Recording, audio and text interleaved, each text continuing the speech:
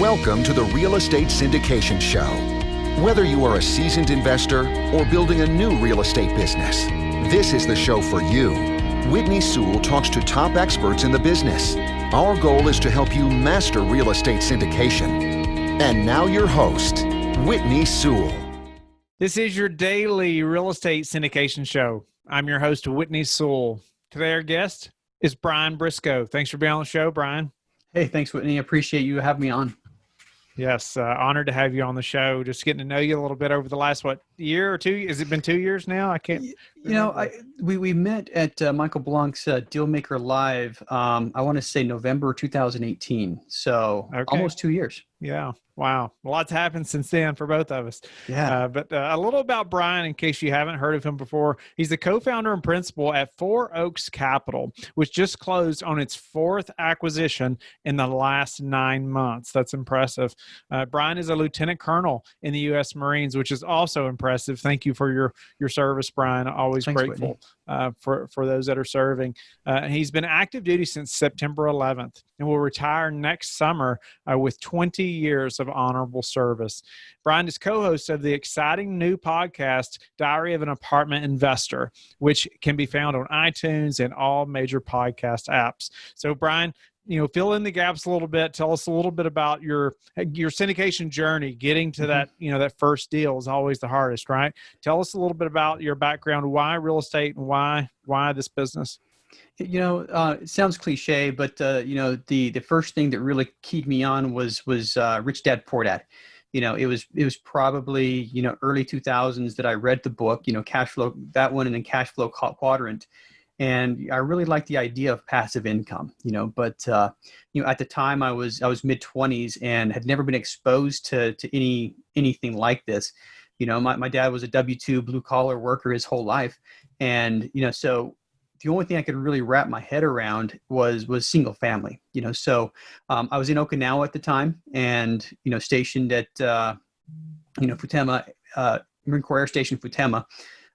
Moved to San Diego, and I thought, what, I'm going to buy a house, start my passive income, start this whole rich dad, poor dad way to wealth. San Diego at the time, prices were ridiculous. And, fortunately I was smart enough to realize that, there was such a big imbalance between, purchase price and rentals that I bought in Salt Lake City instead. So over the course of several years, 10, 12 years or so, I had accumulated a handful of small single family. And I kind of hit a pause button because, I had deployed a couple of times, lived overseas a couple of times. And then one day, one deployment actually, where I had a lot of extra time on my hands, I was able to really sit back and think about the future. And I realized, I've got, only a couple of years till I'm eligible to retire. I need to do something, and, started reading more and more books on real estate, formulating a plan. And, finally, pulled one up that talked about multifamily, and it just immediately clicked. The ability to scale was there. It wasn't, one or two houses a year like I thought I could do. It was, buy one, get 50, so started really focusing my education on exactly that, multifamily. This would have been, early 2017 timeframe. And, I knew the Marine Corps would move me in summer 2018. So I decided to wait. Looking back, I wish I would have just done something then to take action, but I decided to wait to figure out where I was going to be. The whole time I'm reading books, I'm listening to podcasts, and I'm just getting as much knowledge as I can. Fast forward summer 2018, I moved to the DC area. I'm working at the Pentagon right now, and you will be for the next year. But started jumped in with both feet into it. I bought, Michael Blanc's online course. Went to Dealmaker Live, as I mentioned, and that event for me, it just opened my eyes to the possibility. And I walked out of there with so much excitement and confidence that I'd be able to make something work. Anyway, from there, I decided just to get coaching. I knew it was something I wanted to do, and I figured coaching would help me, would help accelerate, my trajectory. So, bought into the coaching program. And not only did it accelerate, but I think it helped me to avoid a lot of mistakes that, new investors do. Along the way, I picked up some great partners, or, I couldn't really say they picked me up. But we formed Four Oaks Capital. There's four of us, hence Four Oaks. And, ended up closing, so far 4 deals. We closed, let's see, today's 4 days ago on our 4th deal. But, the first deal was really, really a fun one and a huge learning process. I was going very slow in the process. I mean, I was pushing hard. I was calling a bunch of people, calling brokers, cold calling a lot of them. And, I had a goal every week. I'm like, all right, if I don't get, this many offerings, in my inbox, I'm going to start calling more and more and more brokers. And I was cold calling brokers left and right, without a whole lot of success. But, I finally found 1 or 2 in one of my target areas, which was South Carolina, that were answering my emails and sending me stuff. So I figured, you know what? I'm just going to take a week off. I'm going to drive down to South Carolina, and I'm going to meet with these guys, meet with as many brokers as I can, tour as many properties as I can. And I get down there and, meet with one of the brokerages, and they walked me through a 72 unit apartment complex, which we put an LOI in, but didn't get. But while we were walking through there, they said, hey, we just had an owner sign with us on 55 units that's about 10 miles from here. Do you want to go see it? I was thinking, yeah, I want to go see it. So we went, we toured the property, and, it ended up being the one that we ended up getting under contract. So, a lot of that had to do with, had I not driven down to South Carolina and took the effort to do it.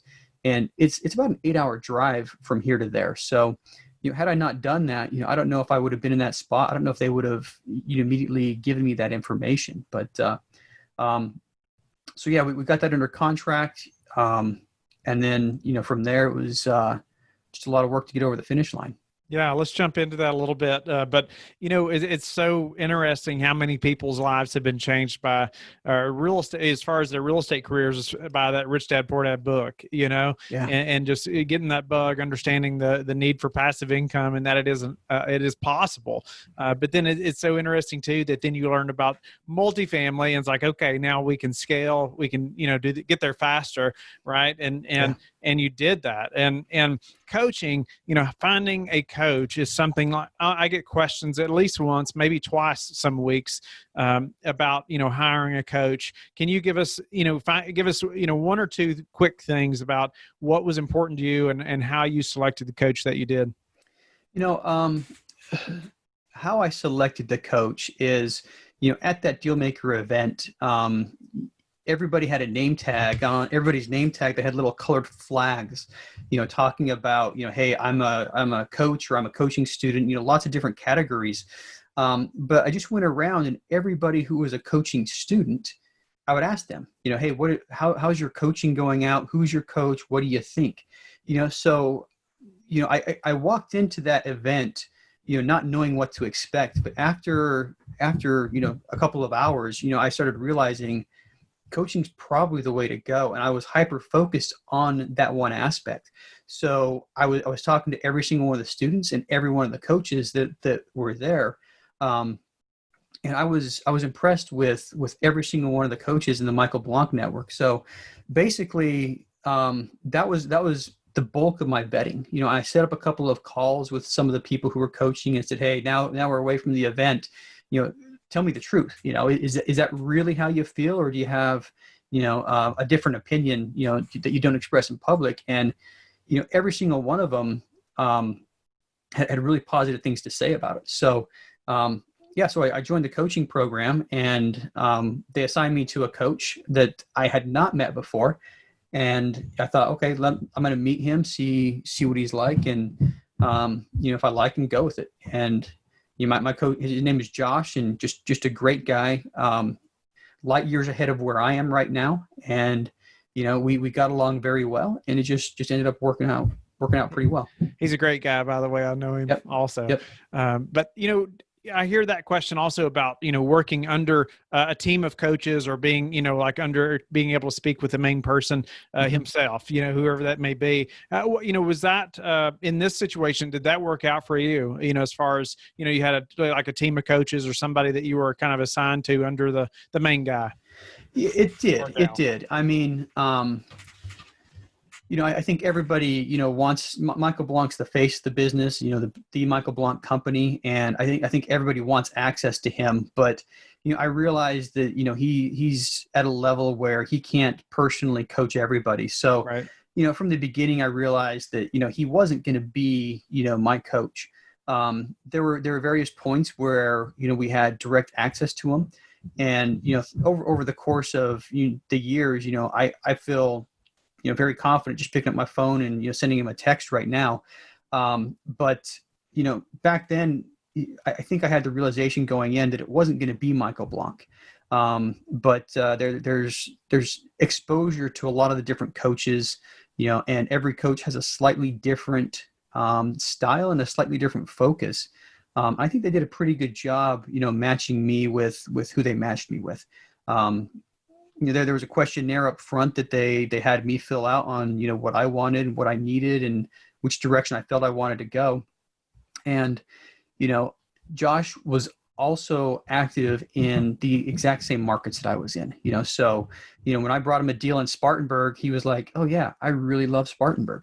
When I brought him a deal that we were looking at it in Columbia, he was just like, hey, so what neighborhood is that in? And he had a very in-depth knowledge of the exact same cities that I was in. So it ended up working great. Regardless of, whether it was, Michael Blanc or, one of the coaches that work for Michael Blanc. What about, getting to that first deal? And we all know, like listeners who have their first deal done, the second deal happens faster and you already have some systems in place. You have a so much greater understanding than you did, just probably 2 months before, especially 6 months before. But, getting to that first syndication, getting that across the finish line, what are a couple of things that you contribute to getting there? The coaching, the partnership, maybe, part of all that. But, help us to understand some of the key things that the listener needs to have in place that helped you to get to that. Obviously an understanding of how all the pieces fall, come into the process. And, my coach gave me this elaborate spreadsheet of, A to Z, here's how you close. But there were a lot of times in there where it just took, a whole lot of effort. And I think one thing that was key to me is I have a very defined date in mind where, I have very specific financial goals. I mean, I want to retire on October 31st, 2021, and that date was, regardless of whether I've officially applied for it or not, which I haven't yet, but that date was set in stone, 2 years ago. So, we got the template, the do A, then B, then C, which simplified things enormously. But at the end of the day, I'd look at that date on the calendar every morning and say, we need to get this done. We need to get this across the finish line. And every day, I'd look at the, what are the next couple of things I need to do to make this happen? So really, it was a combination of the mentorship. It was a combination of the partners who are all, hustling and doing their part, and just the coordination between it. But end of the day, it was that big why that I have. Love that. Yeah. You gotta have a place that you're headed to, right? Or see a vision of where you're wanting to go. Otherwise, if you don't have the map, and how are you going to know which direction to turn? Right. Right. So it definitely speeds up the process as well. Having a coach, having a mentor, I could not agree more. It helps you to not make as many mistakes. Right.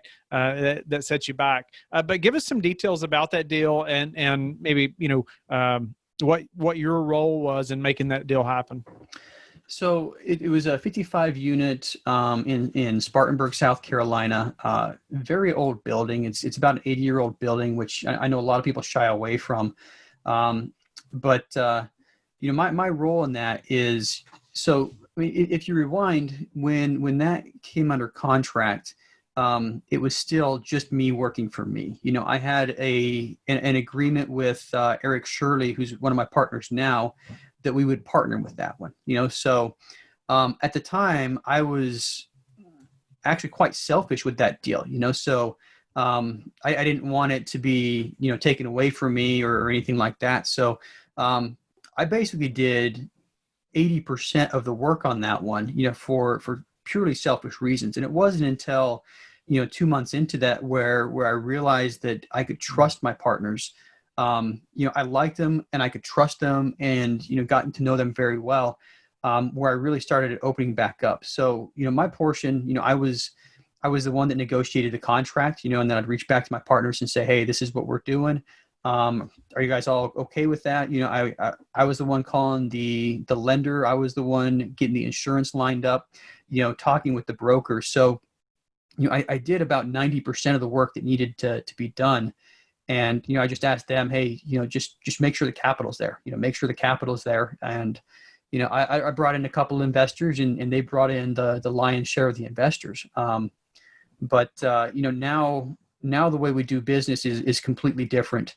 We're much more of a team than we were first time getting across the finish line. I mean, that really started out as a bunch of individuals. And, after the 4 months that we were under contract was over, we ended up, we were a team, so that was kind of our first taste of how things worked.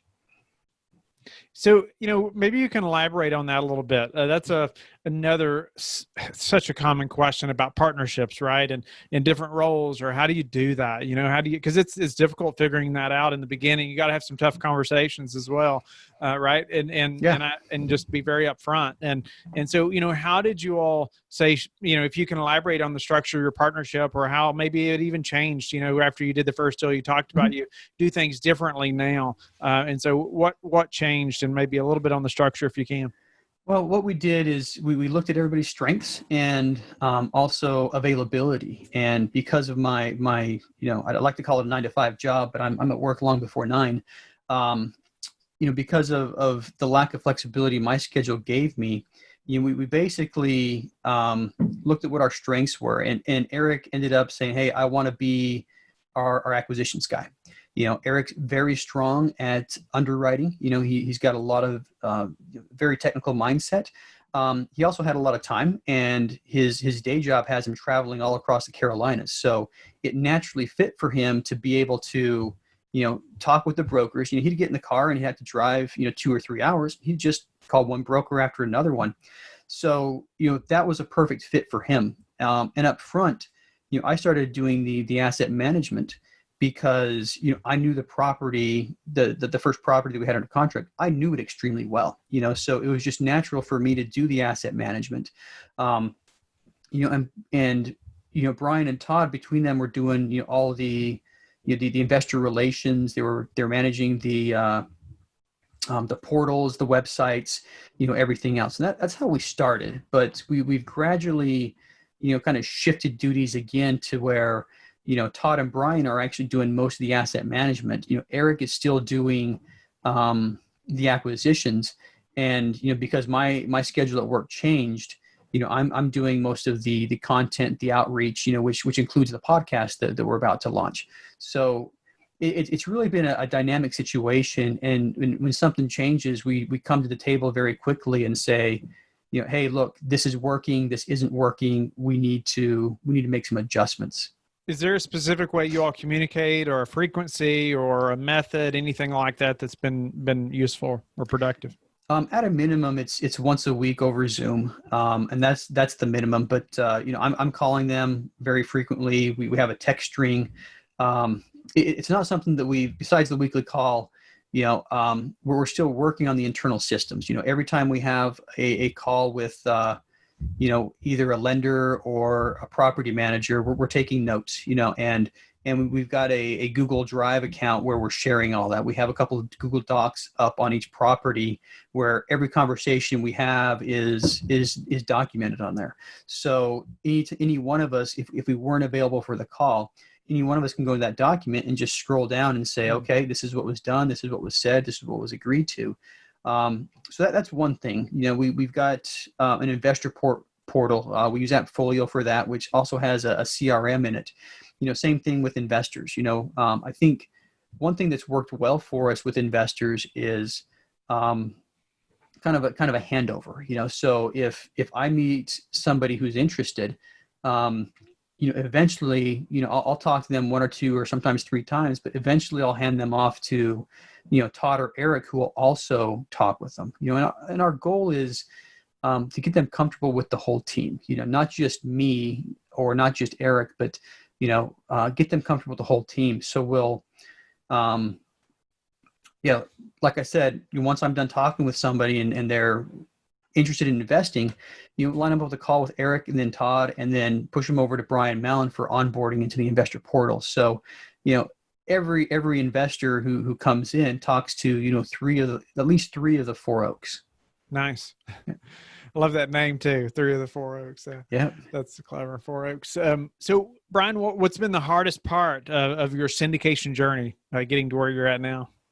Hardest part, I think's just been the time aspect. I've got a full-time job, and right now I'm doing, 4 days on, 4 days off, but my 4 ons, I'm spending 13 hours inside the Pentagon, so when you look at commuting time and, how much time it takes me to, shower in the morning and whatnot, I'm essentially coming home, I got maybe a half hour before I'm going to bed.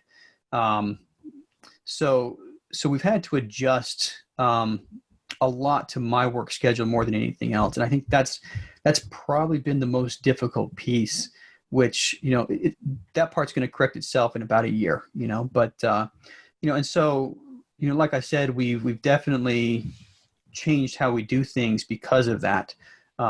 That's convenient that you all can do that a little bit, change it up if somebody's schedule changes or somebody can't do whatever their task was anymore. But is there any tips as far as, scheduling that time around a schedule like that? Because I've had a very similar path. It's like, it was like working 2 full-time jobs for a very long time. And I get that question often, because like, well, how do I have the time? I can't get those things done. How have you done that? It's just being deliberate on your scheduling, my wife knows, we have a shared calendar between me and my wife, and, I know what my schedule is in advance. I have 4 days where I'm, basically disappear from the world, and 4 days where, I know I'm going to have plenty of time. So, unfortunately, I can't do like an every Monday thing like we need for some of our property managers, or every Wednesday thing. But, with the 4 days off, I'm able to schedule, just about everything we need to do, so, done, I think 5 podcasts now in the last 2 days that I've been off. So, really it's just realizing what time I have available and making the best use of it. What's the number one thing that you've recently done to improve your business that we could apply to ours? Recent thing we've done to improve the business. So I think, just starting the podcast, and something that you've mentioned to me before is how much you learn from interviewing people, so, we started recording a podcast where we're not quite to the point where we launched it yet. It'll be launched by the time this show airs, but, I've interviewed, half a dozen people, and just learning from them and seeing how they do things differently has been absolutely, eye-opening. Every time I sit down and talk with somebody, and I'm still fairly new to this game, but every time I talk to somebody, I'm writing down notes saying, hey, this is a great idea. I'm going to steal that or, borrow that. So for me, it's just been getting around people who are, further down the line than I am, and, listening to them, talking with them, and, going through that process. What's the top thing that's contributed to your success? I'd have to say, my drive is part of it. I've got a big burning why. I've got 5 kids that, I've got a Marine Corps career that's coming to an end here real soon. And I've got 5 kids that I'll still have to support, on November 1st of 2021. So, I see them every day, and it's just a matter of, I got to make sure that they're fed and there's a roof over their head. What's your best source for meeting investors right now, or for your team? Right now I say, a combination of LinkedIn, Facebook, and Bigger Pockets. Those are the 3 forums that I'm on the most. And I'd say in the average week, I'm setting up, probably, somewhere between a half a dozen and a dozen calls with people who are, either interested in investing or interested in doing what we do. And how do you like to give back? Something I've done since I was very young that my parents taught me is I give 10% of everything that I earn to a charitable organization, and the one that I like the best is my church. They do a lot internationally, nationally and internationally to help the people who are less fortunate. Wow. Thank you for sharing that, Brian. Grateful for your time on the show today and sharing us really your path to that first deal. And then just congratulations on your all success of doing 4 deals in a short period of time. You all have definitely created some processes and learned a lot, in that amount of time. So grateful for your time. Tell the listeners how they can get in touch with you and learn more about you and your podcast. The podcast is called Diary of an Apartment Investor, and as mentioned up front, it's going to be available on Apple Podcasts and all major podcasts. Our website is fouroakscapital.com, and you can contact us through there. If you fill out the form, one of us will set up an appointment with you. Or my email address is just, Brian Briscoe, my whole name spelled out, at fouroakscapital.com. Thank you for listening to the Real Estate Syndication Show, brought to you by LifeBridge Capital. LifeBridge Capital works with investors nationwide to invest in real estate, while also donating 50% of its profits to assist parents who are committing to adoption. LifeBridge Capital, making a difference, one investor and one child at a time. Connect online at www.lifebridgecapital.com for free material and videos to further your success.